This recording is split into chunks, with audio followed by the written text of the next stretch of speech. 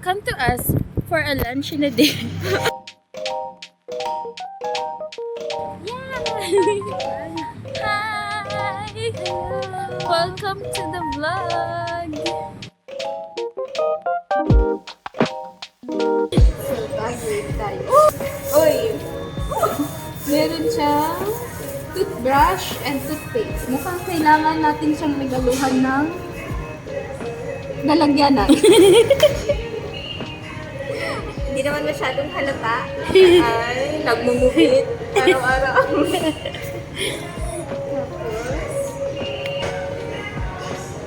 Ano hinahanap mo dyan? Malala. Is this me? Hindi, nanay ko yan. Ito? Ay, hindi. Boyfriend ko. So, alam niyo na may boyfriend na siya. Taken. Sorry.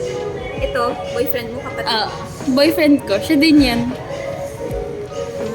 The proud parents. Trick ko. Ay, Feeling sa'yo ko akin yan! to. Sa'yo yan! Ito, trick ko to. Hindi ko pa pala nababalik. Oh, madam.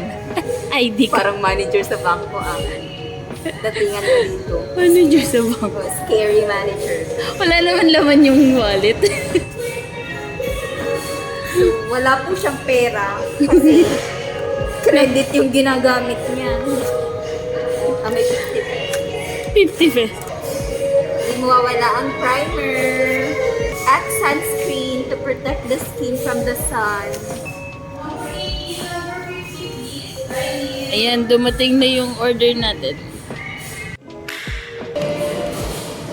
99 pesos from Burger King.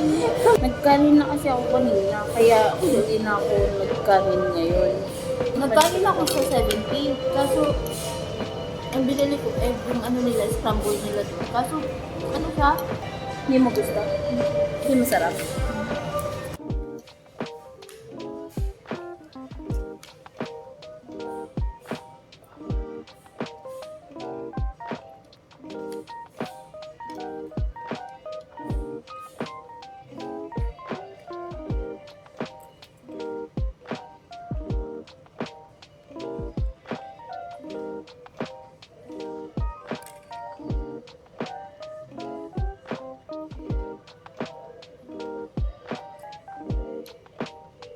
Hindi masarap yung waffle.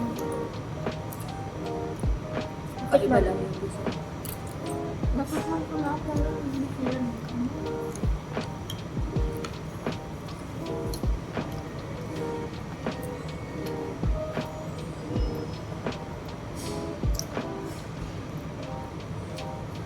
Matakam lang ako.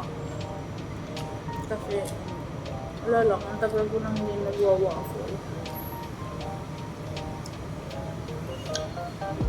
Ang tingin ko sa waffle tsaka pancake parehas lang.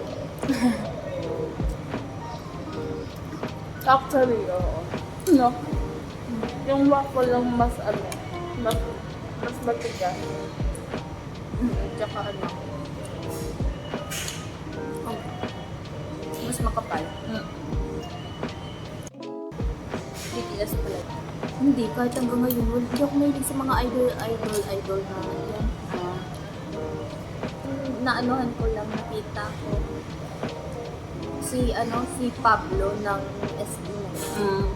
Hindi ko kakilala na galing siyang SB19 at sila pala yung kumanta ng Mama.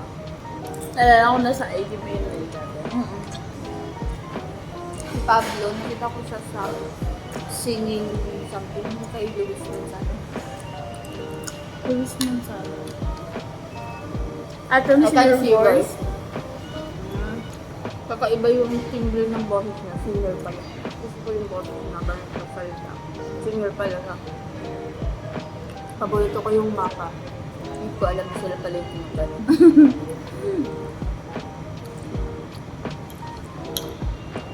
Ikaw mahilig ka sa mga ganyan.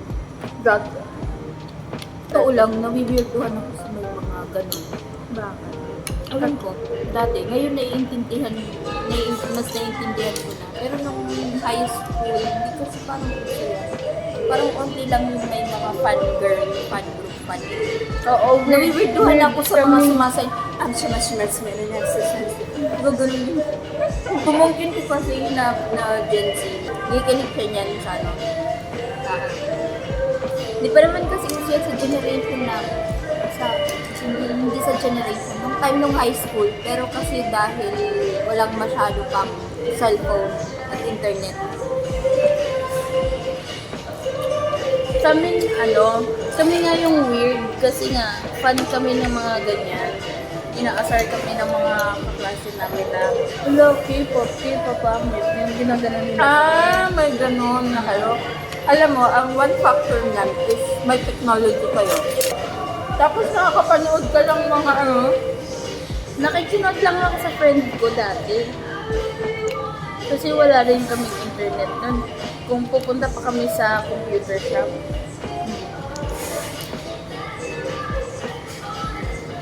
Inaalala ko yung pang-computer sa phone, yung panggawa lang ng report.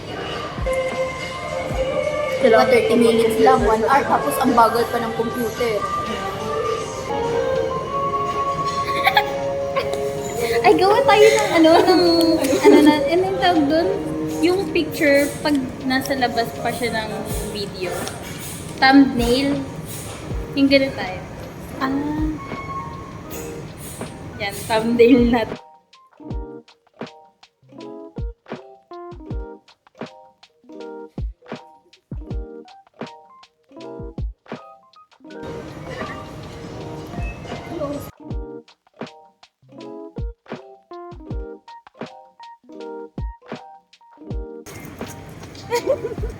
Magmamaganda lang ako.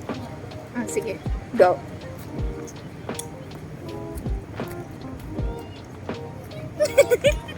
Uy, hindi ba may na ganun? Burakay!